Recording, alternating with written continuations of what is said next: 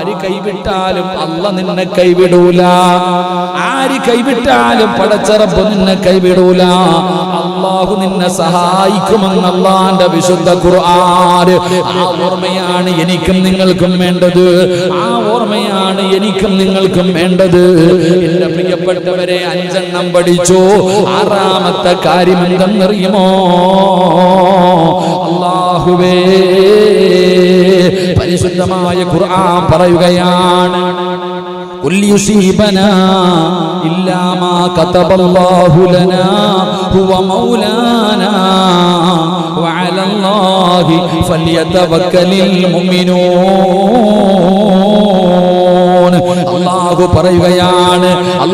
പറയുകയാണ്, ഞങ്ങൾക്ക് രേഖപ്പെടുത്തിയതല്ലാതെ ഞങ്ങൾക്കൊരിക്കലും ബാധിക്കുകയില്ല. അവനാണ് ഞങ്ങളുടെ യജമാനന്. അല്ലാഹുവിനാണ് സത്യവിശ്വാസികൾ പരമേൽപ്പിക്കുന്നതെന്ന് വിശുദ്ധ ഖുർആൻ. എന്റെ പ്രിയപ്പെട്ടവരെ, 6ാമത്തെ കാര്യം പഠിച്ചോ. 2 എണ്ണം പറഞ്ഞ് നമുക്ക് ദുആ ചെയ്യാം. അല്ലാഹുവിന്റെ പരിശുദ്ധമായ ഖുർആൻ വിടുന്ന് പറയുകയാ. എന്റെ പ്രിയപ്പെട്ടവർ എല്ലാവരും വ്യക്തമായി പഠിക്കണം. ഇത് പറയുന്നത് മറന്നു പോകരുത്. ഈ പറയുന്നത് മുസ്ലിമും മറക്കരുത്. തവക്കൽതു അലല്ലാഹ് എന്ന് പറയുന്നവർക്ക് പടച്ച റബ്ബ് കൊടുക്കുന്ന 6ാമത്തെ പ്രതിഫലം, ഏത് പ്രതിസന്ധിയിലും പിടിച്ചു നിൽക്കാനുള്ള ശക്തി അല്ലാഹ് അവർക്ക് കൊടുക്കുമെന്ന് അല്ലാഹുവിന്റെ വിശുദ്ധ ഖുർആൻ. കുല്ലൻ യുസീബനാ ഇല്ലാ മാ കതബല്ലാഹു ലനാ ഹുവ മൗലാനാ വഅലല്ലാഹി ഫല്യതവക്കലിൽ മുഅ്മിനൂൻ. അവർക്ക് യാതൊരു പേടിയുമില്ല, അവർക്ക് യാതൊരു പ്രയാസവുമില്ല. എന്തു വന്നാലും അവര് പറയും, ഇതെന്റെ റബ്ബ് തീരുമാനിച്ചതാ. ഉമ്മയുടെ ഗർഭാശയത്തിൽ കിടന്നപ്പോഴേ അല്ലാഹ് തീരുമാനിച്ചതാണിത്. എന്തിനാ ഞാൻ ഭയപ്പെടുന്നത്? എന്തിനാ ഞാൻ പേടിക്കുന്നത്? ഇതെന്റെ റബ്ബിന്റെ തീരുമാനമല്ലേ? എന്റെ പ്രിയപ്പെട്ടവരെ, പ്രതിസന്ധിയിൽ പിടിച്ചു നിൽക്കാനുള്ള ശക്തി റബ്ബ് അവന്റെ ഹൃദയത്തിന് കൊടുക്കുകയാണ്. ഇന്നത്തെ യുവതലമുറ പഠിക്കേണ്ടതാണ്. ഇന്നത്തെ യുവതലമുറകൾ പഠിക്കേണ്ടതാണ്. ജീവിതത്തിൽ പ്രയാസങ്ങളും പ്രതിസന്ധികളും കടന്നു വരുമ്പോ പിടിച്ചു നിൽക്കാൻ കഴിയുന്നില്ലല്ലോ. ആത്മഹത്യ വല്ലാതെ വർദ്ധിക്കുന്ന കാലമാ. പടച്ചവനെ, 1 പറഞ്ഞ് 2 പറഞ്ഞ് വഴക്ക് കൂടി ഭാര്യയും ഭർത്താവും തമ്മിലടിച്ചിട്ട് അവസാനം പടച്ചവനെ ഒരു കയറ് കഷ്ടത്തിന്റെ അകത്ത് തന്റെ കഴുത്ത് മുറിച്ച് അവിടെ നിന്ന് തൂങ്ങി മരിക്കുന്ന കാലമല്ലേ? നരമ്പ് മുറിക്കുന്ന കാലമല്ലേ? പടച്ചവനെ, നിങ്ങളൊന്ന് ചിന്തിച്ചു നോക്ക്. അല്ലാഹുവിന്റെ പരിശുദ്ധമായ ഖുർആൻ അവിടെ നിന്ന് പറയുകയാണ്, അതാ മനുഷ്യനുണ്ടല്ലോ, മനുഷ്യനത പതിച്ചു പോയാൽ പൽഹും അളല്ല്, പൽഹും അളല്ല്, 4 കാലികളെക്കാലം അത് പതിച്ചു പോകുമെന്ന പരിശുദ്ധമായ ഖുർആൻ പറയുമ്പോ, എന്റെ പ്രിയപ്പെട്ടവരെയും മനുഷ്യനെ കുറിച്ച് പറയുമ്പോ നമുക്ക് ഇതുവരെ തിരിഞ്ഞിട്ടില്ല. അല്ലാഹ് പറഞ്ഞു 4 കാലികളെക്കാലം അത് പതിച്ചു പോകുമെന്ന് പറയുമ്പോ, പടച്ചവനെ, ഇന്ന് കേരളക്കര കണ്ടുകൊണ്ടിരിക്കുകയാണ്. പടച്ചവനെ, അതാ വിവാഹം കഴിച്ച പെണ്ണിനെ വീടിന്റെ അകത്ത് വെച്ച് പാമ്പിനെ കൊണ്ട് കടിപ്പിച്ച് കൊല്ലുന്ന മനുഷ്യൻ. എന്റെ പ്രിയപ്പെട്ടവളെ, അല്ലാഹുവേ, വിവാഹം കഴിച്ചു കൊണ്ടുവന്ന് ആസ്വദിച്ച് മതിയായപ്പോ എന്റെ പ്രിയപ്പെട്ടവരെ പാമ്പിനെ കൊണ്ടുവന്ന് കടിച്ചു കൊന്ന കഥ കായ്ച്ചവരാ. പടച്ചവനെ, 2 ദിവസം മുമ്പല്ലേ ഒരച്ഛനും അമ്മയും ഉള്ള മകളല്ലേ? അല്ലാഹുവേ, ഒരു കഷ്ടമ കൈറിന്റെ അകത്ത് തന്റെ ജീവിതം അവസാനിച്ചപ്പോ എന്തൊക്കെ മോഹങ്ങളായിരുന്നു, എന്തൊക്കെ സ്വപ്നങ്ങളായിരുന്നു, എന്തൊക്കെ പ്രതീക്ഷകളായിരുന്നു. എന്റെ വീടിന്റെ പരിസരത്താണ് ആ പാവപ്പെട്ട പെൺകുട്ടിയുടെ വീട്. അല്ലാഹുവേ, എത്ര പറഞ്ഞാലും പണത്തിനോടുള്ള ആർത്തി വന്നു കഴിഞ്ഞ മനുഷ്യന് കിട്ടുന്തോടും കൂടുക. അല്ലാഹുവേ, പണം കൂടുന്നതിനനുസരിച്ച് ആർത്തി കൂടുകയാണ്. അല്ലാഹുവേ, നിങ്ങളൊന്ന് ചിന്തിച്ചു നോക്ക്. ഇഷ്ടം പോലെ കൊടുത്തിട്ടും ഒരുപാട് സമ്പാദ്യം ഉണ്ടായിട്ടും പണത്തിന്റെ പേരില് പടച്ചവനെ മനുഷ്യനെ കൊല്ലാൻ തയ്യാറാകുന്ന 4 കാലികളെക്കാലം അതപ്പതിച്ച മനുഷ്യന്മാരുടെ കാലമാ. പടച്ചവനെ പിഞ്ചു കുഞ്ഞുങ്ങളെ വരെ പീഡിപ്പിക്കുകയാണ്. സ്വന്തം മക്കളെ വിറ്റ് ജീവിക്കുന്ന അച്ഛന്മാരുണ്ട്. പടച്ചവനെ പഠിക്കാൻ വരുന്ന പാവപ്പെട്ട കൊച്ചുകുട്ടികളെ പീഡിപ്പിക്കുന്നവന്മാരുണ്ട്. സ്വന്തം മകളുടെ പ്രായമല്ലേ ഉള്ളൂ, ആ പിഞ്ചു കുഞ്ഞുങ്ങളെ പീഡിപ്പിക്കാൻ, ആ പിഞ്ചു കുഞ്ഞുങ്ങളോട് മോശമായി പെരുമാറാൻ എല്ലാ പാവപ്പെട്ട ചെറുപ്പക്കാരികളായ പെണ്ണുങ്ങളെ പീഡിപ്പിച്ചിട്ട് ഗുഹ്യഭാഗങ്ങളിൽ കമ്പികൾ കുത്തിയിറക്കുന്ന ക്രൂരന്മാരായ മനുഷ്യന്മാരുണ്ടല്ലോ. ഇതൊക്കെ പണ്ട് ഫിർഔനിന്റെ കാലത്ത് അല്ലാഹുവേ 6-ാം നൂറ്റാണ്ടിലെ കാട്ടറബികളുടെ ചരിത്രം വായിക്കുമ്പോൾ വായിച്ചിട്ടുണ്ട്. പക്ഷേ ഇന്ന് നമ്മൾ കണ്ടുകൊണ്ടിരിക്കുകയാണ് നാൽക്കാലികളെക്കാലം മതപ്പതിക്കുന്ന മനുഷ്യന്മാർ വിദ്യാഭ്യാസമില്ലാഞ്ഞിട്ടാണോ? ചിന്തിച്ചു നോക്കിക്കപ്പ, പണം കിട്ടാത്തതിന്റെ പേരിലല്ലേ പാമ്പിനെ കൊണ്ടുവന്ന് ഒന്ന് കടിച്ചു, തീർന്നില്ല, രണ്ടാമതും കടിപ്പിച്ചു കൊന്നത് ഇവിടെ അടുത്തവിടെ എന്താ വെടികൊണ്ടതുപോലെ ഇരിക്കണല്ലേ. എന്റെ വീടിനടുത്ത കൈതോട്, ഇപ്പൊ താമസിക്കുന്നതിനടുത്ത് ഒരു 10 കിലോമീറ്ററിനകത്തേ ഉള്ളൂ. ഡോക്ടറിനെ പഠിച്ചുകൊണ്ടിരുന്ന പെങ്കൊച്ച എന്തേ 101 പവനും ഏക്കർ കണക്കിനും നരച്ചിക്കാൻ വിലയുവായതുകൊണ്ട് ഞാൻ ഒന്നും പറയണില്ല. നാലേക്ക് നഷ്ടവാർക്ക. ഓന്റെ കൈ പൈസ ഇല്ലാഞ്ഞിട്ട് ഓൻ എന്താ ജോലി? ഇപ്പൊ റോഡിൽ നിന്നാ മതി കാശ് വരും. അത്രയും വലിയ കാറിന് വില കുറഞ്ഞു പോയ നരച്ചിക്ക്.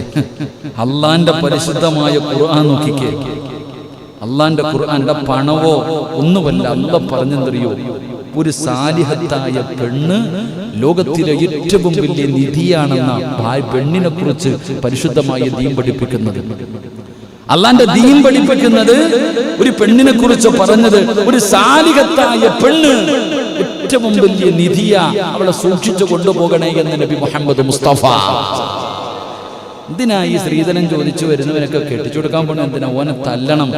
അവനാണെങ്കിലും എനിക്ക് വേണം 50 പവൻ വേണം, 60 പവൻ വേണം, 101 പവൻ വേണം, കാറ് വേണം. എന്നാ ഒലക്കണ്ടായിട്ട് ഇവൻ ചോദിക്കണേ? ഇങ്ങനെയുള്ളവനെ മക്കളെ കെട്ടിച്ചു കൊടുക്കുന്ന മാതാപിതാക്കൾ, എൻ്റെ പ്രിയപ്പെട്ടവരെ, കേരള സർക്കാർ ഇപ്പോൾ ഒരു പുതിയ 2 ദിവസമായിട്ടുള്ളൂ ഇങ്ങനെയുള്ള വിഷയങ്ങളുമായി ബന്ധപ്പെട്ട് നിങ്ങൾക്ക് പരാതികൾ അറിയിക്കാൻ വേണ്ടി ഒരു ഫോൺ നമ്പർ കൊടുത്തപ്പോൾ ഇന്നത്തെ പത്രം എടുത്തു നോക്കിയാൽ മതി, അതിൻ്റെ വാർത്ത മാത്രമേ ഉള്ളൂ. 700ഓളം പരാതികളാണ്. 700ഓളം സ്ത്രീധനത്തിന്റെ പേരിൽ പീഡനം. തികഞ്ഞില്ലടി. നിന്റെ വീട്ടിൽ നിന്ന് വന്നപ്പോ എന്താ കൊണ്ടുവന്ന? 30 പവൻ, 35 പവൻ. 35 പവൻ എന്താ കുഴിച്ചെടുത്തതാ, കുലുക്കിയെടുത്ത? ആ 35 പവനുണ്ടാക്കാൻ എങ്ങനെ കഴിയുന്നു? ആ പാവപ്പെട്ട പെണ്ണിന്റെ വാപ്പാടെ രക്തം വിയർപ്പാക്കിട്ടത് ഉണ്ടാക്കിയത്. അത് നാണമില്ലാതെ മേടിച്ചോണ്ട് വന്നിട്ട് സുഖിക്കാൻ, കെട്ടിയ പെണ്ണിന്റെ സ്വർണ്ണം എടുത്തോണ്ട് പോയി പണയം വെക്കാനും വിറ്റിട്ട് ജീവിക്കാൻ ചില നട്ടലില്ലാത്തവന്മാര്. അള്ളാഹു ഈമാൻ നൽകുമാറാകട്ടെ. ഇങ്ങനെ കെട്ടിക്കൊണ്ടങ്ങോട്ട് വന്ന് ഒരുക്കം, ആർഭാടം. വിവാഹമൊക്കെ കണ്ട എന്തൊരു ആർഭാടവാ. പിറ്റേ ദിവസം രാത്രി, കല്യാണത്തിന്റെ ആദ്യ രാത്രി ആമിനയുടെ കൈ പിടിച്ചിട്ട് പറയുന്നു, മോളെ ഒരു മോതിരം ഇങ്ങതാ, ഒന്ന് വിറ്റോട്ടെ, പൈസ കൊടുക്കാനില്ല. എന്തിനാടാ പഹയ പെണ്ണ് കെട്ടാൻ പോയെ? എടാ പണം, എടാ സ്വന്തം ഭാര്യയ്ക്ക് ചെലവിന് കൊടുക്കാൻ ഗതിയില്ലാത്തവൻ ദിക്റും പറഞ്ഞിട്ട് കിടക്കണം, പെണ്ണ് കെട്ടാൻ പോരുത്. മഹർ പോലും വാങ്ങാൻ ഗതിയില്ലാത്തവന്മാര് പെണ്ണ് കെട്ടാൻ നടക്ക, എന്നിട്ടും കിട്ടുന്നില്ല. ഇവൻ എന്നാണ്ട്? ഇതൊക്കെ ഈ വിദ്യാഭ്യാസം ഇല്ലാത്തവര് ചെയ്താൽ പറയാം ഓനൊരു കാട്ടിയാതി, അവനെ വിവരില്ലെന്ന് പറയാം. ഇങ്ങനെയൊക്കെ ഉള്ളവന്മാരൊക്കെ ഇങ്ങനെ ചെയ്യുമ്പോൾ ബാക്കിയുള്ളവന്റെ കാര്യം അത് വെച്ചുമ്പോൾ ഈ സാധുക്കൾ എത്ര നല്ലതാപ്പ. ഇന്നത്തെ പെണ്ണുങ്ങൾക്കൊക്കെ വിദ്യാഭ്യാസം ഉള്ളവന് മാത്രം മതി. 8ാം ക്ലാസ് 10ാം ക്ലാസ്, ആ 10ാം ക്ലാസ് ഉള്ളവൻ അന്തസ്സോടെ ജീവിക്കുന്നുണ്ട്. ഞാൻ ഒരിക്കലും കുറ്റപ്പെടുത്തിയതല്ല, നിങ്ങൾ ചിന്തിച്ചു നോക്കിയേ. ഈ വിദ്യാഭ്യാസം കൂടുന്നവൻ, നിങ്ങൾ ഈ അടുത്ത് നടന്ന സംഭവങ്ങൾ ഇന്നലെ ഇന്ന് പത്രത്തിലുണ്ട്. ഭാര്യ വിളിച്ചിട്ട് പരാതി പറഞ്ഞു. ഭാര്യ ഈ സ്ത്രീധന പീഡനത്തെ കുറിച്ച് ഭാര്യ വിളിച്ചിട്ട് പരാതി പറഞ്ഞു. പോലീസ് സ്റ്റേഷനിൽ നിന്ന് പോലീസുകാർ അന്വേഷിക്കാൻ വീട്ടിൽ വന്നപ്പോൾ ഇയാൾ ഇറങ്ങി ഓടി. പോലീസുകാർ തിരിച്ചു പോയപ്പോൾ കോടാലിക്കാൻ കണ്ട പെണ്ണുപിള്ളയെ വെട്ടിയെ. അലച്ചയ്ക്ക് മനുഷ്യൻ എവിടെ എത്തി നിൽക്കും നമ്മൾ ചിന്തിക്കുക. ഞാൻ പറഞ്ഞു വന്നത്, എൻ്റെ പ്രിയപ്പെട്ടവരെ, നമ്മുടെ മക്കൾക്ക് പ്രതിസന്ധികളിൽ പിടിച്ചു നിൽക്കാൻ കഴിയുന്നില്ല. മാനസികമായിട്ട് കുടുംബ വഴക്കുകൾ മാത്രമേ ഉള്ളൂ. എൻ്റെ പൊന്നാര കമ്മിറ്റിക്കാരെ, നിങ്ങൾ എഴുതിക്കൊണ്ടിരിക്കല്ലേ, ഇങ്ങനെ ഉള്ളതിലൊക്കെ പിടിച്ചോണ്ടോ. ഇപ്പൊ നല്ല അവസര. ഈ അമ്മായിയമ്മമാർക്ക് അള്ള കൊടുത്തിരിക്കുന്ന സമയം ഇപ്പോഴാ. പിടിച്ചാൽ നല്ലതാ, കൊണ്ടുവന്ന് ഇരുത്തിയിട്ട് കൊടുക്കണം. ഇപ്പൊ നല്ല പിടിപ്പ് കൊടുത്ത അകത്തല്ല. ചില പെണ്ണുങ്ങൾക്ക് അമ്മായിയമ്മമാർ നല്ലവരുണ്ട്, ഒരിക്കലും ഞാൻ കുറ്റപ്പെടുത്തുന്നില്ല. സ്വന്തം മകളെ പോലെ കാണുന്ന ഒരുപാട് ഉമ്മമാരുണ്ട്. എൻ്റെ മകളാ വെറുതെ പറഞ്ഞാൽ പോരാ, എന്റെ മകളാണെന്ന് പറഞ്ഞ് സ്നേഹിക്കുന്ന ഒരുപാട് ഉമ്മമാരുണ്ട്. പക്ഷെ ചിലതങ്ങനല്ല. എന്താ പറയാ, മോൻ മരിച്ചാലും കുഴപ്പമില്ല, ഇവള് കരയണം. സ്വന്തം മകൻ മരിച്ചാലും കുഴപ്പമില്ല, ഇവള് കരയണം എന്നാഗ്രഹിക്കുക. സ്വന്തം മോൻ തീർന്നോട്ടെ, എന്നാലും മരുമോള് കരയണമെന്ന് ആഗ്രഹിക്കുന്ന മാതാപിതാക്കൾ പ്രായം കുറെ ചെന്നു, എന്നാലും ജീവിക്കാൻ വിടൂല. തന്റെ മക്കള് സന്തോഷത്തോടെ ജീവിക്കുന്നത് കാണാൻ അസൂയപ്പെടുന്ന മാതാപിതാക്കൾ, ഉമ്മമാർ. സ്വന്തം മക്കള്, അവര് ചെറുപ്പക്കാര്, ഭാര്യയും ഭർത്താവും കൂടെ സന്തോഷത്തോടെ കളിച്ച് ചിരിച്ച് നടക്കുന്നത് കാണുമ്പോ എന്താ, അപ്പൊ പിന്നെ അടി ഉണ്ടാക്കണം, രണ്ടിനും രണ്ട് തട്ടിലാക്കണം, അപ്പോഴേ സമാധാനം വരൂ. എന്നിട്ട് നിന്റെ വീട്ടിൽ നിന്ന് കിട്ടിയ വള ചെറുതായി പോയി, മാല ചെറുതായി പോയി എന്ന് പറഞ്ഞ് കുറ്റപ്പെടുത്താ അല്ലാഹുവിന്റെ റസൂൽ സല്ലല്ലാഹു അലൈഹി വസല്ലമ തങ്ങൾ പറഞ്ഞു, നിങ്ങൾ പെണ്ണിന്റെ പണം കണ്ടിട്ട് വിവാഹം കഴിക്കരുത്. അല്ലാഹുവിന്റെ ദീൻ അതാ, പരിശുദ്ധമായ ദീൻ. എല്ലാരും ചെളിവാരി എറിയുന്ന പരിശുദ്ധമായ ദീൻ അവിടുന്ന് പഠിപ്പിച്ചു. പെണ്ണിന്റെ കാൽച്ചുവട്ടിലാ സ്വർഗം കിടക്കുന്നത്. വേറെ ഏതെങ്കിലും ഒരു മതം പഠിപ്പിക്കുന്നുണ്ടോ? പെണ്ണിന് മഹത്വം കൊടുത്ത ലോകത്തിലെ ഏറ്റവും വലിയ നിധി പെണ്ണാണ്, ഒരു സാലിഹത്തായ ഭാര്യയാണെന്ന് പഠിപ്പിച്ച ദീൻ. പെണ്ണിന്റെ കാൽച്ചുവട്ടിൽ എന്തിന്? മഹാനായ നബി മുഹമ്മദ് മുസ്തഫ സല്ലല്ലാഹു അലൈഹി വസല്ലം, ആ മുത്തി നബിയെ ഈ പ്രപഞ്ചം സൃഷ്ടിക്കാൻ കാരണം. ആ മുത്തി നബിയുടെ കാൽച്ചുവട്ടിൽ സ്വർഗമുണ്ടോ? പറവുണ്ടോ? ഇല്ല. സ്വർഗം തുറക്കുന്നത് നബിയ, പക്ഷെ ആ നബിയുടെ കാൽച്ചുവട്ടിൽ സ്വർഗമില്ല. പക്ഷെ ആരുടെ കാൽച്ചുവട്ടിൽ? നമ്മുടെ ഉമ്മാടെ കാൽച്ചുവട്ടിൽ, അള്ളാന്റെ ദീൻ. അതുകൊണ്ട് റസൂലുള്ളാഹി തങ്ങൾ പറഞ്ഞു, പണം കണ്ടിട്ട് പെണ്ണ് കെട്ടരുത്, പണം കണ്ടിട്ട് പെണ്ണ് കെട്ടരുത്. പെണ്ണിന്റെ പണം നോക്കിയിട്ട് വിവാഹം കഴിച്ചാൽ എത്ര കോടിക്കണക്കിനുള്ളവനാണെങ്കിലും അള്ളാഹു അവന് ദാരിദ്ര്യം കൊടുക്കുമെന്ന് ആദരവായ പ്രവാചകൻ നബി മുഹമ്മദ് മുസ്തഫ. അങ്ങനെ കെട്ടിയവര് പലരും ചൊറിയും കുത്തി വീട്ടിയിരിപ്പുണ്ട്. അള്ളാഹു കാക്കമാറാകട്ടെ. അല്ലേപ്പാ ഇല്ലേ? എത്ര പേരുണ്ട്, എത്ര കോടിക്കണക്കിനുണ്ടായിരുന്നു, ഒന്നുമില്ലപ്പം വെറുതെ ഇരിക്കാം. അതുകൊണ്ട് എന്റെ പ്രിയപ്പെട്ടവരെ, സ്ത്രീധനം എന്ന് തന്നെ, സ്ത്രീ തന്നെ ഏറ്റവും വലിയൊരു ധനമാണ്. അത് മതി. അള്ളാഹു നമുക്ക് ഭാഗ്യം നൽകുമാറാകട്ടെ. ഒരുപാട് പൈസയായിട്ട് വന്നിട്ട് എൻ്റെ വീട്ടിൽ നിന്ന് കൊണ്ടുവന്നതാ, എൻ്റെ വീട്ടിൽ നിന്ന് കൊണ്ടുവന്നതാ, ഞാൻ വെറുതെ വലിഞ്ഞു കയറി വന്നതല്ല, 101 പവനും കാറുമായിട്ട് വന്നതാ എന്ന് പറഞ്ഞ് സമാധാനക്കെടുത്തതിനേക്കാളും നല്ലത് ഉള്ളത് അങ്ങോട്ട് കൊണ്ടിട്ട ആമിന നിന്നെ കെട്ടിയത്. സന്തോഷത്തോടെ ജീവിക്ക്. അള്ളാഹു ഭാഗ്യം തരുമാറാകട്ടെ, അള്ളാഹു ഭാഗ്യം തരുമാറാകട്ടെ. അപ്പൊ ഞാൻ പറഞ്ഞു വന്നത്, ഇന്നത്തെ പെൺകുട്ടികൾ ഇന്നലെ ഒരു വാപ്പ എന്നെ വിളിച്ചിട്ട് പറയുന്നു, ഉസ്താദേ, ഉറപ്പിച്ചു വെച്ച കല്യാണത്തിൽ നിന്ന് എൻ്റെ മകൾ ഇപ്പൊ പുറകിലോട്ട് പോകാം. എന്തേ കാരണം? ഇങ്ങനല്ലേ ആണുങ്ങൾ മൊത്തം ഈ സ്വർണമൊക്കെ ആയിട്ട് നമ്മളങ്ങോട്ട് പോയി, നമ്മളെ മടുത്ത് കഴിയുമ്പോൾ ഇതല്ലേ നമ്മളോട് കാണിക്കുന്നത്? ഉറപ്പിച്ചു വെച്ച വിവാഹത്തിൽ നിന്ന് എൻ്റെ മകള് പുറകിലോട്ട് പോകുന്നു ഉസ്താദ്, എന്താ വഴിയെന്ന് നാം ചിന്തിക്കണം. എന്തുകൊണ്ട്? അള്ളാഹുവിനെ കുറിച്ച് അവർക്ക് അറിയാത്തത് കൊണ്ട്, അല്ലാഹ് ആരാണെന്നറിയാത്തത് കൊണ്ട്. പടച്ച റബ്ബിനെ മനസ്സിലാക്കി കഴിഞ്ഞാൽ എല്ലാ കാര്യങ്ങളും അള്ളാഹുവിനെ പരമേൽപ്പിക്കാൻ തയ്യാറായ ശക്തി അല്ലാഹ് തരും. ഏത് പ്രതിസന്ധിയിലും പിടിച്ചു നിൽക്കാൻ ഒരിക്കലും പതറിപ്പോകൂല, ഒരിക്കലും പതറിപ്പോകൂല. എത്ര കൊല്ലമാകട്ടെ, എന്തിനാ മനുഷ്യ ഇടയ്ക്കിടയ്ക്ക് അയ്യൂബ് നബിയുടെ ചരിത്രം എടുത്ത് വായിച്ചു നോക്ക്. അയ്യൂബ് നബി അലൈഹിസ്സലാം 18 വർഷക്കാലം രോഗം പിടിച്ചിട്ട് ശരീരത്തിൽ നിന്ന് ചലങ്ങൾ ഒഴുകുകയാണ്, ദുർഗന്ധമടിക്കുകയാണ്, നടക്കാൻ കഴിയുന്നില്ല. റഹ്മത്തു ബീബി റളിയല്ലാഹു തആല അൻഹ പ്രിയപ്പെട്ട ഭർത്താവിനെ കുഞ്ഞിനെ ചുമക്കുന്നത് പോലെ ചുമന്നുകൊണ്ട് നടക്കുകയാ. ആലോചിച്ച് നോക്ക്, ഒരു ഭാര്യ തന്റെ പ്രിയപ്പെട്ട ഭർത്താവിനെ കുഞ്ഞുങ്ങളെ ചുമക്കുന്നത് പോലെ അല്ലാഹുവേ ഇങ്ങനെ ചുമന്നുകൊണ്ട് നടക്കുകയാണ്. ആ ഭാര്യയാണ് ഭർത്താവിനോട് പറഞ്ഞത്, നബിയേ, നിങ്ങൾ അല്ലാഹുവിന്റെ പ്രവാചകനാ, അല്ലാഹുവിന്റെ അടുക്കൽ ഒരു കാര്യം ചോദിച്ചാൽ കൈ താഴ്ത്തുന്നതിന് മുമ്പ് പടച്ച റബ്ബ് തരുമല്ലോ. ഒന്ന് ചോദിച്ചുകൂടെ, ഒന്ന് ദുആ ചെയ്തുകൂടെ? അയ്യൂബ് നബി പറഞ്ഞു, റഹ്മത്തേ, മടുത്തെങ്കിൽ നീ നിന്റെ വഴി നോക്കിക്കോ. നീ എന്നെ നോക്കി നോക്കി മടുത്തെങ്കിൽ റഹ്മത്തേ നിനക്ക് പോകാം. അല്ലാഹുവോട് ഞാൻ പറയൂല, അല്ലാഹുവോട് ഞാൻ പരാതി പറയൂല, അല്ലാഹുവോട് ഞാൻ ദുആ ചെയ്യില്ല. അതൊരു വല്ലാത്ത ഈമാനാ. 18 കൊല്ലം അങ്ങനെ നടന്നു. എന്നിട്ട് അവസാനം തന്റെ നാവ് കൊണ്ട് ദിക്ർ പറയാൻ കഴിയാതെ വന്നപ്പോ അപ്പോഴും അല്ലാഹുവോട് പറയുന്നു, നാഥാ വഇന്നി മസ്സനിയല്ലറു അന്ത അർഹമുർ റാഹിമീൻ. എന്റെ നാവിലെ രോഗമൊന്ന് മാറ്റിത്താ അല്ലാ, ദിക്ർ പറയാൻ കഴിയുന്നില്ല അല്ലാ. അപ്പോഴും പറഞ്ഞില്ല രോഗം മാറ്റാൻ. 18 കൊല്ലം ഇതുപോലെ നടന്ന നബിയാ, സാധാരണ മനുഷ്യനല്ല. അയ്യൂബ് നബി 81 കൊല്ലം പട്ടിണി എന്താണെന്നറിഞ്ഞിട്ടില്ല.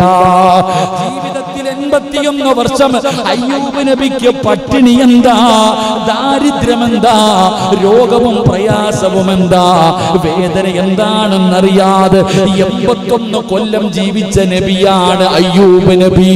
ആ അയ്യൂബ് നബി പിന്നെ 18 വർഷക്കാലം ഇങ്ങനെ നടന്നിട്ട് ഒരിക്കൽ പോലും പടച്ചറപ്പിനോട് പറയാതെ അവിടെ ദുആ ചെയ്യാൻ തയ്യാറായില്ല.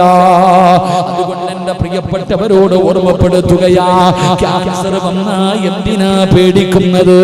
അല്ലാഹുവിന്റെ റസൂൽ പറഞ്ഞല്ലോ, അല്ലാഹ് ഇഷ്ടപ്പെട്ടവർക്ക് അല്ലാഹു വലിയ വലിയ രോഗങ്ങൾ കൊടുത്തു പരീക്ഷിക്കുകയാ. എന്തിനാ സ്വർഗം കൊടുക്കാൻ? എന്തിനാ സ്വർഗം കൊടുക്കാൻ? എന്റെ പ്രിയപ്പെട്ടവരെ, അല്ലാഹു അങ്ങനെയുള്ള പരീക്ഷണങ്ങൾ കൊടുക്കുകയാണ്.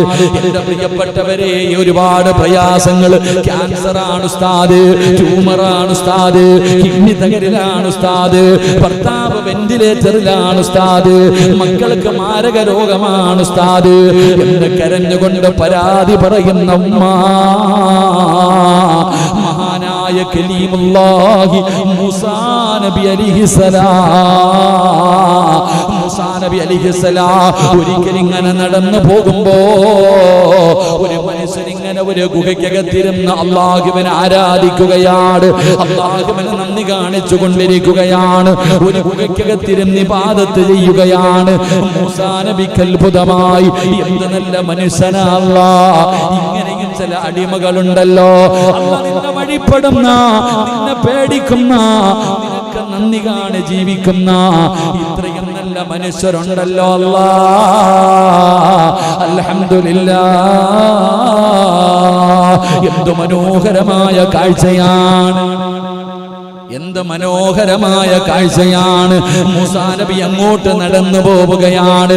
എന്റെ പ്രിയപ്പെട്ടവരെ, ചരിത്രം പറയുന്നു, അവസാനം മൂസാ നബി തിരിച്ചു വരുമ്പോ,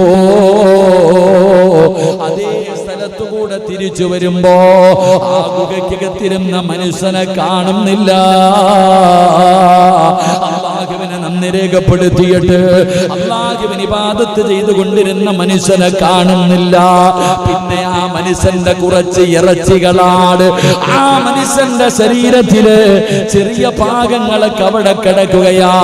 ഏതോ ഒരു വന്യമൃഗം വന്നു, ഏതോ ഒരു വലിയ മൃഗം വന്നു, ഈ മനുഷ്യനെ കടിച്ചു കീറി തിന്നിട്ട് കളഞ്ഞിട്ട് പോയതാ.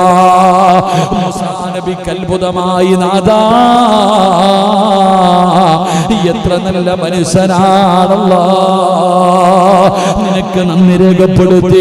അല്ലാഹുവേ, നിന്നെ ഭയന്നുകൊണ്ട് ഈ വടവന്നീ ഗുഹയ്ക്കകത്തിരുന്ന് ഇബാദത്ത് ചെയ്യുന്നവനാണ്.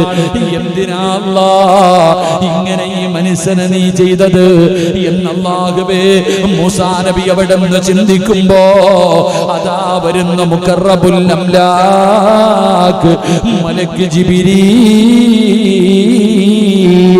അലൈഹിസ്സലാം കടന്നു വന്നിട്ട് അവിടെ നിന്ന് പറയുന്ന, മൂസാ നബിയേ,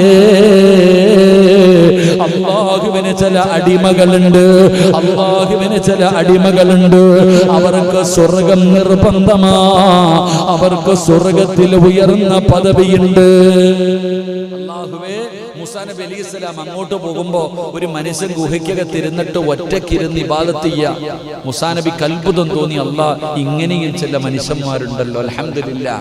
തിരിച്ചു വന്നപ്പോ ഇത്തിരി എല്ലും കഷ്ടം കിടക്ക, ആ മനുഷ്യനെ കാണാനില്ല. ഏതോ ഒരു മൃഗം വന്ന് കടിച്ചു കീറി തിന്നിട്ട് വാക്കി കളഞ്ഞിട്ട് പോയിരിക്ക. എന്തേ അല്ലാഹ് ഇങ്ങനെ? എത്ര നല്ല മനുഷ്യനായിരുന്നു, ഇങ്ങനെ വന്നല്ലോ. നമ്മൾ ചോദിക്കൂലേ, 5 നേരം നിസ്കരിക്കുന്ന ഈ മനുഷ്യൻ ഉസ്താദെ കിടന്ന കിടപ്പിൽ കിടന്ന് മലമൂത്ര വിസർജനം നടത്തിയിട്ടും മരിച്ചുപോയല്ലോ, നമുക്ക് വലിയ പ്രയാസം. ഓൻ രാജാവ, അല്ലാഹ് ഈമാൻ തരുമാറാകട്ടെ. ഉറക്കപ്പുറ അല്ലാഹ് ഈമാൻ തരുമാറാകട്ടെ. ഇവിടെ കള്ളുകുടിയൻ ഹാപ്പി ആയിട്ട് നടക്കുന്നു, കണ്ടിട്ടുണ്ടാ? കള്ളുകുടിയനും കഞ്ചാവടിക്കുന്നവനും. കഞ്ചാവടിയുടെ കാര്യമൊന്നും പറയാതിരിക്കലപ്പം നല്ലത്. ഇപ്പൊ കഞ്ചാവടിയൊക്കെ പുള്ളന്മാരിലേക്ക് ചെറിയ കുട്ടികളെ മൊത്തം അടിക്കുന്നത്. അള്ളാഹു നമ്മുടെ മക്കളെയൊക്കെ കാക്കുമാറാകട്ടെ. ആമീൻ പറ. അള്ളാഹു നമ്മളെ കാക്കുമാറാകട്ടെ. 10-20 വയസ്സിനകത്തുള്ളതൊക്കെ ഇപ്പം കള്ളുകുടിയൊക്കെ മാറിയെന്നേ. ഇപ്പൊ വലിച്ചങ്ങോട്ട് കയറ്റിയിട്ട് ഇങ്ങോട്ട് നടക്കാം. പാപ്പാടുത്ത് പറയാ, കാക്ക മോനിങ്ങനെ. ഓ എന്റെ മോനോ, എന്റെ മോൻ മലക്കല്ലേ അവനോ. അവസാനം പോലീസ് പൊക്കുമ്പോ അറിയാം, ഇടികൊണ്ട് വാടും. അള്ളാഹു കാക്കുമാറാകട്ടെ. പാപ്പാടുത്ത് പറയാ, മോൻ കഞ്ചാവടിക്കുന്നുണ്ട്, അവന്റെ സ്വഭാവം കൂട്ടുകാർ കണ്ടിട്ടുണ്ടാ, കൂട്ടുകാരൊന്നും ശരിയല്ല എന്ന് പറയുമ്പോ എന്റെ മോൻ ഉസ്താദിന് അസൂയ, ഉസ്താദിന് അസൂയ. പറയാൻ തന്നെ പലരും മടിക്കുന്നു. അള്ളാഹു കാക്കുമാറാകട്ടെ. എൻ്റെ പ്രിയപ്പെട്ട സഹോദരങ്ങളെ, ഇപ്പൊ ഈ മനുഷ്യന്റെ അവസ്ഥ നോക്കി നമ്മൾ പറയുന്നത്, എടാ ഈ 5 നേരം നിസ്കരിക്കുന്ന ആൾക്കാരൊക്കെ ക്യാൻസർ വന്ന് മരിക്കാറുണ്ട്, ട്യൂമർ വന്ന് മരിക്കാറുണ്ട്. കഞ്ചാവടിച്ച് കിടക്കുന്നവൻ പെട്ടെന്നങ്ങ് മരിച്ചു പോവാ, കിടപ്പൊന്നുമില്ല. അവനെ പിന്നെ അള്ളാഹ് കിടത്തൂലല്ലോ, പെട്ടെന്നങ്ങ് പോകത്തേ ഉള്ളൂ. എന്തേ കാരണം? നമ്മൾ പറയും, ഉസ്താദെ ഉമ്മായും വാപ്പായും കിടന്നിട്ട് വേദന സഹിക്കാൻ പറ്റാതെ കിടക്കും. സഹിക്കണില്ല ഉസ്താദെ. ആരാ നീ? നിനക്കട സഹിക്കാൻ പറ്റുന്നത്? അവര് രാജാവാ. മൂസാ നബി അലൈഹിസ്സലാമിനോട് പറയുന്നു, ഈ മനുഷ്യൻ സ്വർഗത്തിന്റെ അവകാശിയാണ്, ഇദ്ദേഹത്തിന് സ്വർഗത്തിൽ ഉയർന്ന പദവിയുണ്ട്. പക്ഷെ ഈ മനുഷ്യൻ ചെയ്യണ ഇബാദത്ത് കാരണം ഒരിക്കലും അവിടെ പോകാൻ പറ്റൂല. ഈ മനുഷ്യൻ ചെയ്തുകൊണ്ടിരിക്കുന്ന സൽക്കർമ്മം കാരണം സ്വർഗത്തിലെ ഈ ഉയർന്ന പദവിയിൽ മരിക്കുന്നവരെ ചെയ്താലും പോകാൻ പറ്റൂല. പിന്നെ എങ്ങനെ പോകും? അള്ളാഹു ഇതുപോലെയുള്ള ആ മൃഗം വന്നു കടിച്ച് കീറി തിന്നു, ആ വേദനകൾ മുഴുവനും അനുഭവിച്ചു. അതിനു പകരം അള്ളാഹു സ്വർഗത്തിൽ ആ പദവി കൊടുക്കുമെന്ന് നബി മുഹമ്മദ് മുസ്തഫ. ഒരു പനി വന്ന കാലിലൊരു മുള്ളുകൊണ്ട പാപം പൊറുക്കുന്ന, ഒരു പനി വന്ന് നേരം വെളുത്തു, രാത്രി ഒരു പനി വന്നു, രാവിലെയായി, ഒരൊറ്റ പനി കൊണ്ട് അവന്റെ പാപങ്ങൾ അള്ളാഹു പുറത്തു കൊടുക്കുമെന്ന് നബിയിനാ റസൂലുള്ളാഹി. ഒറ്റ പനി മതി സ്വർഗത്തിൽ പോകാൻ, ഒരൊറ്റ പനി മതി. പക്ഷെ നമുക്ക് പനി വന്നാലോ? പണ്ടാര ഈ സമയത്തിൽ വന്നല്ലോ അല്ലാഹ്. അതാ എടാ ഹദീസ് നിങ്ങൾ എടുത്ത് നോക്ക്. ഒരു പനി വന്നാൽ തന്നെ സ്വർഗത്തിൽ പോകുന്ന, ഒരൊറ്റ രാത്രി പനിച്ച ജീവിതത്തിൽ ചെയ്ത പാപം മുഴുവനും പൊറുക്കുന്ന. പക്ഷെ നമ്മുടെ പാപം പൊറുക്കൂല. ആരാപ്പ പനി വന്നപ്പോ? അൽഹംദുലില്ലാ, നരകത്തിന്റെ തീയുടെ ചൂട് അതിന്റെ ഒരു അടയാളമാണല്ലോ. അൽഹംദുലില്ലാ പറയണ എത്ര പേരുണ്ട്? നാശം. കൊറോണയുടെ സമയത്ത് ഇപ്പൊ ആശുപത്രിയിൽ പോകാൻ പറ്റുമോ? കോവിഡ് ടെസ്റ്റ് ചെയ്യണ്ടേ? കുട്ടികളൊക്കെ ഉണ്ടല്ലോ. നാശമെന്നാ പറയണേ. അൽഹംദുലില്ലാ ആരെങ്കിലും പറയോ? പറമനുഷ്യന്മാരെ പറയോ? എന്താ മെമ്പർ ഈ സമയത്ത് ആരെങ്കിലും അൽഹംദുലില്ലാ പറയോ? ഇല്ല, മാറി നിൽക്കുന്നേ പറയത്തുള്ളൂ. എന്നാലൊരു പനി മതി പാപം പൊറുക്കാൻ. അതുകൊണ്ടാ പറഞ്ഞത്. അള്ളാഹു നമുക്ക് ഈമാൻ നൽകുമാറാകട്ടെ. മഹാനായ നബി സല്ലല്ലാഹു അലൈഹി വസല്ലമ തങ്ങൾ പറയുകയാ, തവക്കൽതു അലല്ലാഹ്. വരണ്ടവന് വരൂലേ? പേടിയുണ്ടോ? വരണ്ടവന് വരുവോ? എന്തും വരുവോ? ആർക്കെങ്കിലും പറയാൻ പറ്റുമോ? പറ്റുമോ? പറ്റൂല. എന്തൊക്കെ ഇട്ടാലും പറ്റൂല. അല്ലാഹു ഈമാൻ തരുമാറാകട്ടെ. ഉമ്മാടെ വയറ്റിൽ കിടന്ന പൻസാരി എന്നെ പേര് എഴുതിയിട്ടുണ്ടായിരുന്നെങ്കിൽ അതെന്നെ. ഉമ്മാടെ വയറ്റിൽ കിടന്ന് 4 മാസം ആയപ്പോൾ അള്ളാഹ് എഴുതി വെച്ചിട്ടുണ്ട്. ആ എഴുതി വെച്ചവർക്കൊക്കെ വന്നു പോയി. അള്ളാഹു കാക്കുമാറാകട്ടെ. അള്ളാഹു ശിവ നൽകുമാറാകട്ടെ. ഇനി ആരുടെയൊക്കെ പേരുണ്ടെന്ന് അറിയത്തില്ല. അള്ളാഹു അയലം. അള്ളാഹു നമുക്കൊക്കെ അള്ളാഹുവിന്റെ കാവൽ നൽകി ഗ്രഹിക്കുമാറാകട്ടെ. തവക്കൽതു അലല്ലാഹ്, അതാണ് ഏറ്റവും വലിയ ആയുധം. ഇതൊക്കെ ഇട്ടാലും, മാസ്ക് ധരിച്ചാലും, അകലം പാലിച്ചാലും, സാനിറ്റൈസ് ഉപയോഗിച്ചാലും, കയ്യിൽ ഉറയിട്ടാലും എന്ത് പറയണം? ഇതൊക്കെ ചെയ്തിട്ട് അവസാനം എന്താ പറയണ്ടേ? വേണ്ട, ഇതൊന്നും ചെയ്യണ്ട, അള്ളാഹ് തീരുമാനിച്ചല്ലേ വരത്തുള്ളൂ എന്ന് പറഞ്ഞോണ്ട് നടന്നാലോ മൂലയിൽ കിടക്കും. ചെയ്യേണ്ടതൊക്കെ ചെയ്യണം, എന്നിട്ട് അൽഹംദുലില്ലാ നടക്കണം. പക്ഷെ അത് മാത്രമായി പോകരുത്. ഇതാണ് തടയുന്ന വസ്തു എന്നായി പോയി. അള്ളാഹു നമുക്ക് ഈമാൻ നൽകുമാറാകട്ടെ. അല്ലാഹ് ഈമാൻ നൽകുമാറാകട്ടെ. മഹാനായ പ്രവാചകൻ നബി മുഹമ്മദ് മുസ്തഫ സല്ലല്ലാഹു അലൈഹി വസല്ലമ തങ്ങൾ പറയുന്നു, 5-ാമത്തെ 6-ാമത്തെ പ്രതിഫലം എന്തെന്നറിയുമോ? അള്ളാഹുവിന്റെ ഹൃദയത്തിലെ ധൈര്യം കൊടുക്കുകയാണ്. അവൻ ഒരിക്കലും തൂങ്ങാൻ തോന്നുകയില്ല. അവൻ ആത്മഹത്യയെ കുറിച്ച് ചിന്തിക്കുക പോലുമില്ല. അവൻ ചിന്തിക്കുന്നത് എന്തെന്നറിയോ? ഒരു കയറ്റം കഴിഞ്ഞാൽ ഒരു ഇറക്കമുണ്ടല്ലോ, ഒരു ദുഃഖം കഴിഞ്ഞാൽ ഒരു സന്തോഷമുണ്ടല്ലോ.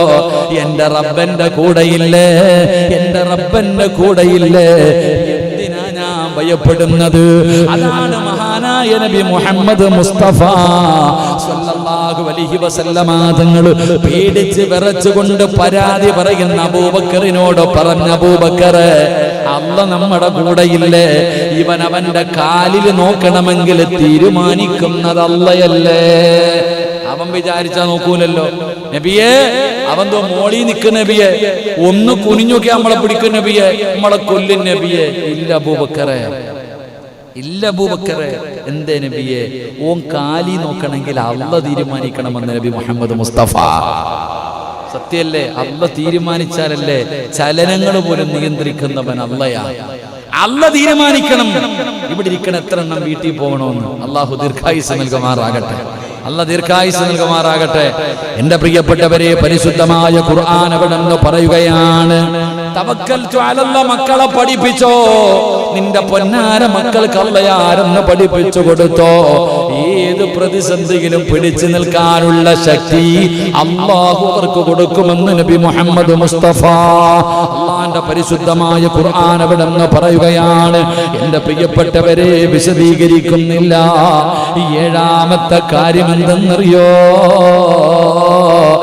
ഏഴാമത്തെ കാര്യം എന്തെന്നറിയുമോ? മഹാനായ നബി മുഹമ്മദ് മുസ്തഫ സല്ലല്ലാഹു അലൈഹി വസല്ലമ തങ്ങൾ പറയുകയാണ്, മുത്തുനബി അവിടെന്ന് പറയുകയാ, ഒരു തവക്കൽതു അലല്ലാഹ് എന്ന് പറയുന്നതിന്റെ പ്രതിഫലമാ മഹാനായ നബി മുഹമ്മദ് മുസ്തഫ സല്ലല്ലാഹു അലൈഹി വസല്ലമ തങ്ങൾ പറയുകയാണ്, പടച്ച റബ്ബ് അവർക്ക് കൊടുക്കുന്ന പ്രതിഫലം അറിയുമോ? നാളെ അള്ളാന്റെ കോടതിയിൽ ഇങ്ങനെ നിൽക്കുകയാണ്. അള്ളാഹുവിന്റെ പ്രവാചകൻ സല്ലല്ലാഹു അലൈഹി വസല്ലമ തങ്ങൾ പറയുകയാ, നാളെ അവര് വിചാരണയില്ലാതെ സ്വർഗത്തിലേക്ക് കടന്നു പോകുമെന്ന് നബി മുഹമ്മദ് മുസ്തഫ സല്ലല്ലാഹു അലൈഹി വസല്ലമ തങ്ങൾ പറയുകയാണ്. വിചാരണയില്ലാതെ കടന്നു പോകുന്നവർ, എന്റെ പ്രിയപ്പെട്ടവരെ, പരലോകത്ത് അല്ലാഹു അവന്റെ മുന്നിൽ ഒന്നിച്ചു കൂട്ടുകയും അവർ ചെയ്തു പോയ പ്രവർത്തനങ്ങൾ നന്മയാകട്ടെ തിന്മയാകട്ടെ, വമൻ യഅമൽ മിസ്കാല ദർറത്തിൻ ഖൈറൻ യറാ വമൻ യഅമൽ മിസ്കാല ദർറത്തിൻ ശർറൻ യറാ. ജീവിതത്തിൽ ചെയ്തു കൂട്ടിയത് മുഴുവനും നാളെ പടച്ചറപ്പിന്റെ പരലോകത്ത് വെച്ചുകൊണ്ട് അല്ലാഹുവിന്റെ കോടതിയിൽ പിടിച്ചു നിർത്തിയിട്ട് പടച്ചറപ്പ് ചോദിക്കുമല്ലോ. ആ വിചാരണയെ കുറിച്ച് പരിശുദ്ധമായ ഖുർആൻ നബിയുടെ ഹദീസുകൾ നമുക്ക് പഠിപ്പിച്ചു തരുന്നുണ്ടല്ലോ. അതുകൊണ്ടല്ലേ പ്രവാചകൻ പറഞ്ഞത്, ഹസിബൂ ഖബല അൻ തുഹാസബൂ. മരിക്കുന്നതിന് മുമ്പ്, വിചാരണ കടന്നു വരുന്നതിന് മുമ്പ് നീ ഒന്ന് സ്വന്തമായിട്ട് വിചാരണ ചെയ്യ്. അതുകൊണ്ടാണ് മഹാനായ സയ്യിദുനാ ഉമർ ഇബ്നുൽ ഖത്താബ് റളിയല്ലാഹു തആല അൻഹു പാതിരാത്രി തന്റെ വീടിന്റെ അകത്ത് കയറിയിരുന്ന് ചാട്ടവാറുകൊണ്ട് തന്റെ ശരീരം തല്ലിച്ചതച്ചത്. ഉമർ ഇബ്നുൽ ഖത്താബ് റളിയല്ലാഹു തആല അൻഹു ചാട്ടവാറുകൊണ്ട് തന്റെ ശരീരത്തെ തല്ലുകയാണ്.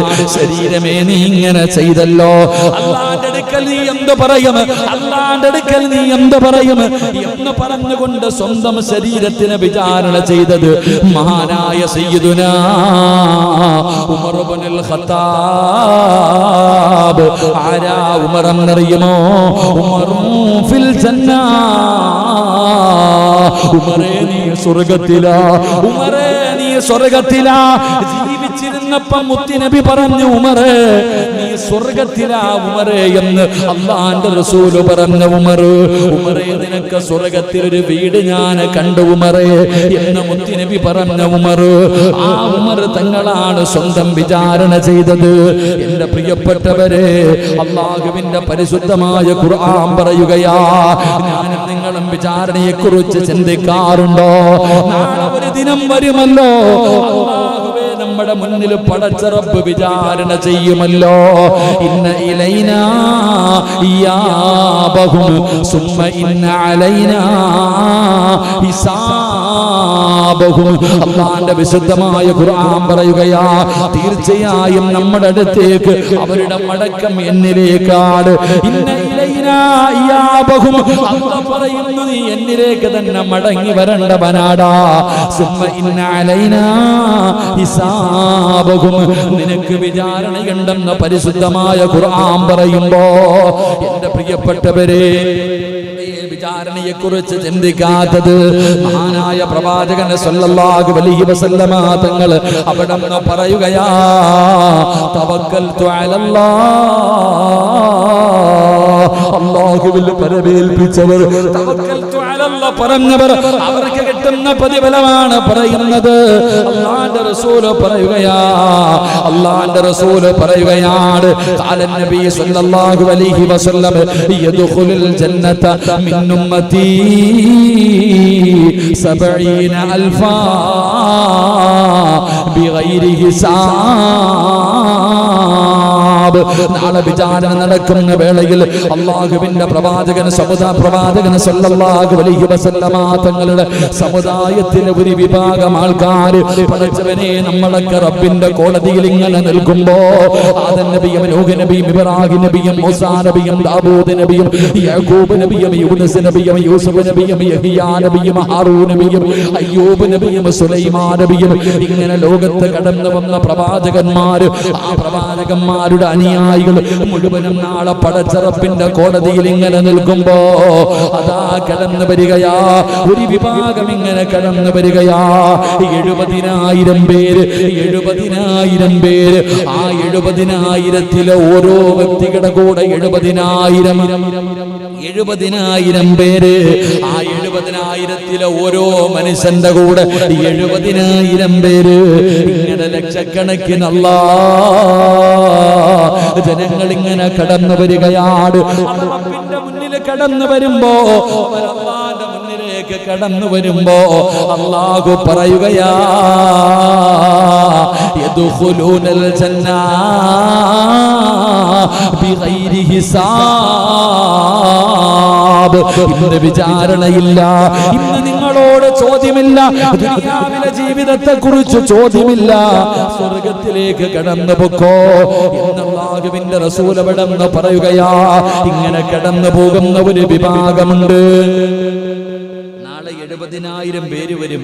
ആ 70,000 ഓരോ വ്യക്തിയുടെ കൂടെ 70,000. അപ്പൊ ഒന്ന് കൂട്ടി നോക്കിക്കേ എന്റെ പ്രിയപ്പെട്ടവർ. അങ്ങനെ ഒരു വിഭാഗം നാളെ പരലോകത്തുകൂടെ വിചാരണയില്ലാതെ സ്വർഗത്തിലേക്ക് കടന്നു പോകുമെന്ന് നബി മുഹമ്മദ് മുസ്തഫ, ഉറക്കെ നബി മുഹമ്മദ് മുസ്തഫ സല്ലല്ലാഹു അലൈഹി വസല്ലം. അല്ലാഹു ആ കൂട്ടത്തിൽ നമ്മളെ പെടുത്തുമാറാകട്ടെ.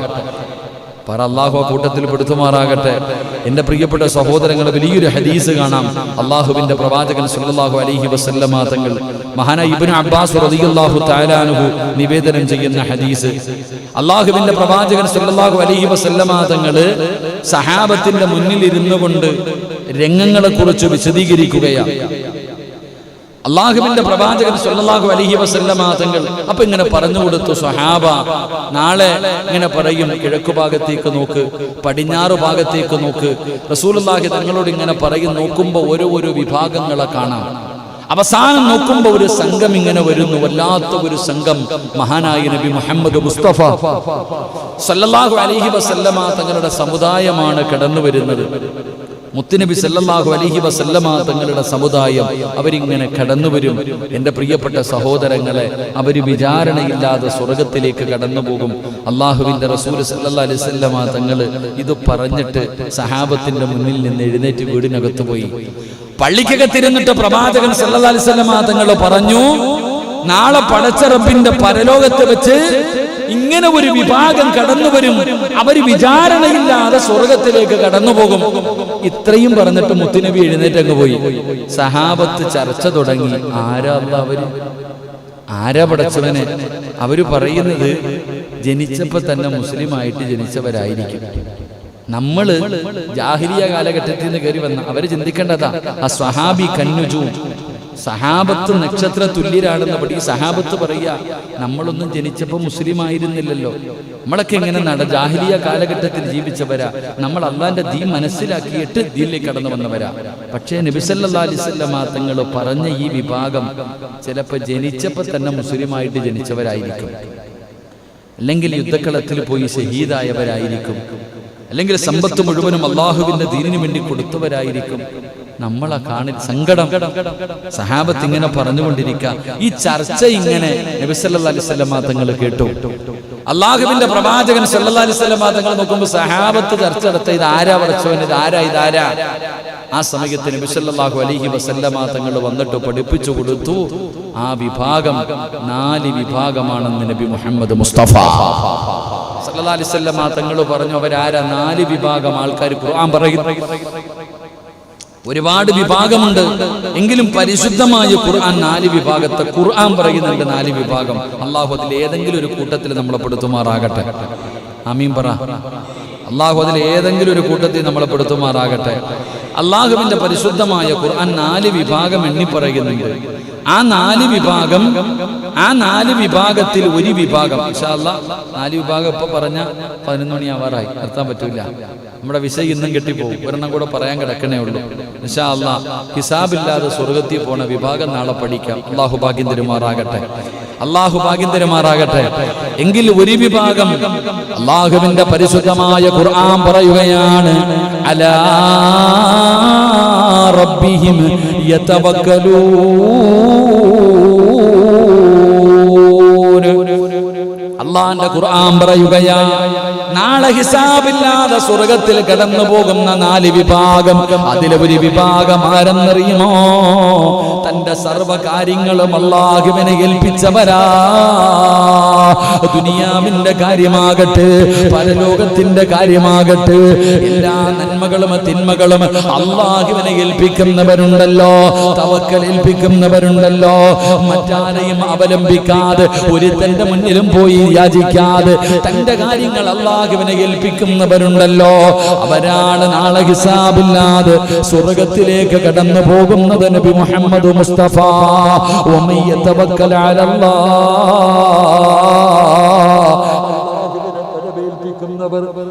അല്ലാഹുവിനെ പരമേൽപ്പിക്കുന്നവർ അവർ നാളെ വിചാരണയില്ലാതെ സ്വർഗത്തിലേക്ക് കടന്നു പോകുമെന്ന് നബി മുഹമ്മദ് മുസ്തഫ സല്ലല്ലാഹു അലൈഹി വസല്ലമ തങ്ങൾ പറയുകയാണ്. നാളെ പടച്ച റബ്ബിന്റെ പരലോകത്ത് എല്ലാവരും ഇങ്ങനെ നിൽക്കുമ്പോ അതാ വിളിക്കുകയാണ് മലക്കുകൾ. ഒരു വിഭാഗത്തെ വിളിക്കുകയാണ്. അല്ലാഹുവിന്റെ മലക്കുകൾ അവിടെ നിന്ന് വിളിക്കുന്നു, നിങ്ങൾ അടുത്തേക്ക് വരിക. ഒരു വിഭാഗത്തെ വിളിക്കുന്നു. എന്നിട്ട് സ്വർഗം ഇങ്ങനെ കാണിച്ചു കൊടുക്കുകയാണ്. നമ്മളൊക്കെ വെച്ചിരിക്കുന്ന കാല് ചലിപ്പിക്കാൻ കഴിയാതെ ജീവിതത്തിൽ ചെയ്തു കൂട്ടിയത് മുഴുവനും എണ്ണി ചോദിക്കുകയാണ്. നിനക്ക് ആയുസ് തന്നല്ലോ, എങ്ങനെ ചെലവഴിച്ചു? നിന്റെ യുവത്വം എങ്ങനെ ചെലവഴിച്ചു? നീ പണം എങ്ങനെ ഉണ്ടാക്കി? അത് നീ എങ്ങനെ സമ്പാദിച്ചു? എങ്ങനെയാണ് ചെലവഴിച്ചത്? അല്ലാഹുവേ, വെച്ചിരിക്കുന്ന കാലനക്കണമെങ്കിൽ ഈ ചോദ്യത്തിന് മറുപടി പറയണമെന്നാ. അങ്ങനെ പടച്ച റബ്ബിന്റെ പരലോകത്ത് വെച്ച് അല്ലാഹു എന്നെയും നിങ്ങളെയും വിചാരണ ചെയ്തുകൊണ്ടിരിക്കുമ്പോ ഈ ചോദ്യമൊന്നുമില്ലാതെ, ഈ വിചാരണയൊന്നുമില്ലാതെ സ്വർഗത്തിലേക്ക് കടന്നു പോകുന്ന ലക്ഷക്കണക്കിന് ആൾക്കാരുണ്ട്. അവരാരെന്നറിയോ? തവക്കൽതു അലല്ലാഹ്. അവര് തവക്കൽതു അലല്ലാഹ് പറഞ്ഞവരാ. അവരുടെ കാര്യങ്ങൾ അല്ലാഹുവിനെ പരമേൽപ്പിച്ചവരാ. അതുകൊണ്ട് ചെറുപ്പക്കാരാ, എന്റെ പ്രിയപ്പെട്ട മുസ്ലിമേ, തവക്കൽതു അലല്ലാഹ് നിന്റെ ദുനിയാവും ആഖിറവും രക്ഷപ്പെടുത്താൻ കഴിയുന്ന ഒരു നന്മയാ. മറന്നു പോകരുത്. പിഞ്ചു കുഞ്ഞുങ്ങളെ പഠിപ്പിക്കണം, ചെറുപ്പത്തിലേ പഠിപ്പിക്കണം. എന്ത് കാര്യത്തിലും തവക്കൽതു അലല്ലാഹ്, അല്ലാഹുവിനെ പരമേൽപ്പിക്കാൻ പഠിപ്പിക്കൂ. എന്നിട്ട് എണ്ണി 7 പറഞ്ഞു കൊടുക്കണം. 7 നന്മകളാണ് പഠിച്ചത്. 7 നന്മകളാണ് പഠിച്ചത്. 7 നിന്റെ മക്കൾക്ക് പറഞ്ഞു കൊടുക്ക്. എന്റെ പ്രിയപ്പെട്ട ഉമ്മമാർ, മക്കളൊക്കെ കൂടെയുണ്ടല്ലോ. പഠിച്ചവനെ, വെറുതെ ഓൺലൈൻ ക്ലാസ് കഴിഞ്ഞാൽ മക്കള് മൊബൈലിൽ കുത്തിയിരിക്കുകയാണ്. രാത്രി 10 മണിയായി 11 മണിയായി മക്കള് കിടന്നുറങ്ങാതെ മൊബൈലിൽ കളിച്ചു കൊണ്ടിരിക്കുകയാണ്. എന്റെ പ്രിയപ്പെട്ട മാതാപിതാക്കളെ, മക്കളെ ശ്രദ്ധിക്കാൻ സമയമില്ലാത്ത മാതാപിതാക്കൾ, പടച്ചവനെ അതായെന്ന കൂട്ടുകാര്, ചെറുപ്പക്കാരായ മക്കളുണ്ടല്ലോ, ഒരുമിച്ചിരുന്നു കൊണ്ട് ഗെയിം കളിക്കുന്ന കാലമാ. പടച്ചവനെ അടുത്ത വീട്ടില് ദൂരെ കിടക്കുന്നവനും വീടിന്റെ അകത്തിരുന്ന് പടച്ചവനെ ഗ്രൂപ്പായിരുന്നു കൊണ്ട് ഗെയിം കളിക്കുകയാണ്. വൃത്തികേടുകൾ കാണുകയാണ്, വൃത്തികേടുകൾ പറയുകയാണ്.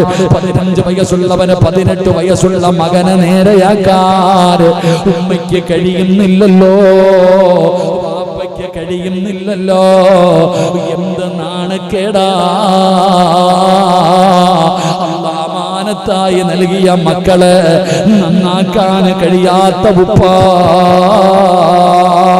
മക്കളെ നമസ്കരിച്ചില്ലെങ്കിൽ എഴുന്നേറ്റ് നിസ്കരിക്കടാ എന്ന മക്കളെ വിളിച്ചുണർത്താത്ത മാതാപിതാക്കള്, നിങ്ങളെ കാലം നശിച്ചവരുണ്ടോ? നിങ്ങളെ കാലം നഷ്ടപാടിയുണ്ടോ? വാപ്പാ 7 വയസ്സുള്ളവനെ നിസ്കരിക്കാൻ കൽപ്പിക്കണം, 10 വയസ്സായിട്ട് നിസ്കരിക്കാത്തവനെ തല്ലി നമസ്കരിപ്പിക്കണം.